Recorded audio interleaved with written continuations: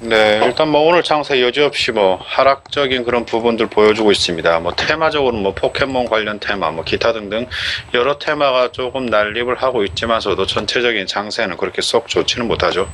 자, 전체적으로 한번 보면서 미국장부터 한번 살펴보겠습니다.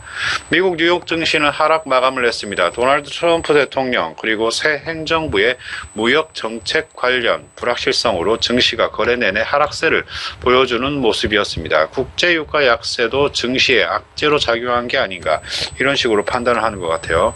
우량주 중심의 다우존스 산업평균 같은 경우에는 전날보다 0.14% 하락한 19,799포인트 거래를 마쳤고요. 대형주 중심의 S&P 500은 0.27% 내린 2,265포인트, 그리고 기술주 중심의 나스닥 지수는 0.04% 빠진 5,552포인트의 거래가 마감됐습니다. 하락 출발했던 지수가 장중에 하락폭을 점점 확대하는 모습이었습니다. 처음에 얘기를 해드렸다시피 트럼프 대통령이 보호무역주의적인 정책 방향을 제시를 하면서 투자자들이 위험자산 투자에 조심스러운 모습 보였죠. 업종별로는 에너지 업종이 1.1% 하락하면서 가장 큰 하락폭 기록을 했고요. 이외에 금융, 헬스케어 산업이 내림세를 나타낸 반면에 소재와 부동산, 기술, 통신 등은 올랐습니다. 다우지수 구성 종목 중에서는 제너럴 일렉트릭이 2.5% 하락을 했고요. 엑선모빌, 보잉도 각각 1% 넘게 하락을 했죠. 트럼프의 경제 무역 정책 관련 불확실성이 커지고 있습니다. 이날 트럼프 대통령이 공식적으로 환태평양 경제 동반자 협정이라고 하죠. TPP 탈퇴 행정명령을 발동을 했는데요.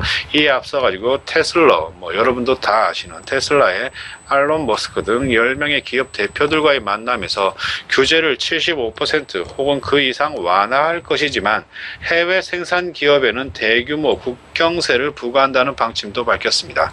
그러면서 뉴욕 증시가 지난해 트럼프 대통령 당선 후 세금 삭감 그리고 재정 지출 확대 정책에 대한 기대로 강세를 이어왔었는데 최근에는 트럼프 정부 정책을 둘러싼 불확실성이 더 크게 주목을 받고 있죠. 아무튼 간에 트럼프는 지난주 취임에서 무역 등 모든 정책을 미국의 이익이 되는 방향으로 결정할 것이라고만 언급을 하고 세부적인 내용은 밝히지 않았습니다. 타워브리지 대표 측에서는 지금까지 특별한 행동이 없었기 때문에 트럼프 행정부에 대해 평가하기엔 아직 이르다 이렇게 얘기하면서 투자자들은 취임 후 첫 100일간을 잘 살펴봐야 할 거다 이렇게 얘기를 했습니다. 트럼프 대통령은 캐나다 그리고 멕시코 정상과 정상회담을 열 예정이죠. 27일에는 영국의 테레사 메이 총리와 무역에 대해 이야기할 그런 계획이 있습니다. 자, 금리적인 부분들도 우리가 계속적으로 살펴봐야 되는 부분이죠. 미국 리치먼드 연방준비은행의 패트릭 하커 총재가 연방준비제도는 금리를 인상해야만 한다는 기존 태도를 반복을 했습니다. 하커 총재는 버지니아주 리치먼드의 라디오 방송국 WCVE에서 가진 인터뷰를 통해 가지고 기준금리 인상과 관련해서 늦을 위험이 있다고 본다면서 그래서 최근 다른 일부 동료들보다 더 공격적으로 금리 인상을 옹호하고 있다 이렇게 얘기를 했습니다. 하커 총재는 올해 금리 인상 횟수를 딱히 특정하지는 않았고요. 연준 위원들이 통상 연방공개시장위원회 FOMC를 일주일 앞두고 발언을 자제하는 블랙아웃 기간에 돌입하게 되는데 연준은 오는 1월 31일부터 2월 1일까지 이틀에 걸쳐서 통화정책회의를 개최하게 됩니다. 시장 참가자들은 연준이 이번 회의에서 기준금리를 동결할 것으로 일단 보고 있죠. 자, 기타 여러 종목들 여러분도 잘 아시는 퀄컴의 주가는 애플의 10억 달러 규모 소송에 따른 여파로 12% 넘게 급락을 했고요. 애플은 지난주에 퀄컴이 부당하게 기술 사용료를 부과한다면서 소송을 제기했죠.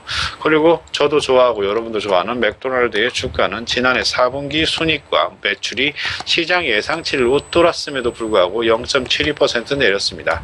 주당 순이익이 1.44달러, 매출이 60억 3천만 달러를 기록했다고 밝혔지만 팩트세 예상치 EPS 1.41달러, 매출은 60억 달러였죠. 자, 아무튼 간에 뉴욕 애널리스트들은 투자자들이 트럼프 정책을 둘러싼 불확실성이 여전히 남아있기 때문에 위험 자산인 주식보다는 안전 자산인 금이나 국채 등의 투자를 늘리고 있다. 이렇게 진단을 했습니다. 뉴욕 상품 거래소에서 2월 물 금 가격이 전거래보다 온스당 10.70달러 상승한 1215.60달러에 마감이 됐죠. 금 가격은 지난해 11월 17일 이후에 거의 최고치를 기록한 모습입니다. 시카고 상품 거래소 패드워치에 따르면 연방기금 금리 선물 시장도 오는 5월과 6월 25 베이시스 포인트 기준금리 인상 가능성을 각각 32.2% 그리고 46.6%로 반영을 했습니다. 자, 유가적인 부분들을 한번 살펴보자면 유가 하락으로 에너지 관련주가 일제히 하락을 했죠. 뉴욕 상업거래소에서 3월 인더분 서부 텍사스 원유 WTI 가격은 전날보다 0.9% 하락한 배럴당 52.75달러를 기록했습니다. 산유국의 감산 합의 이행 소식에도 미국 내 산유량 증가 소식이 유가에 부담으로 작용한 모습입니다.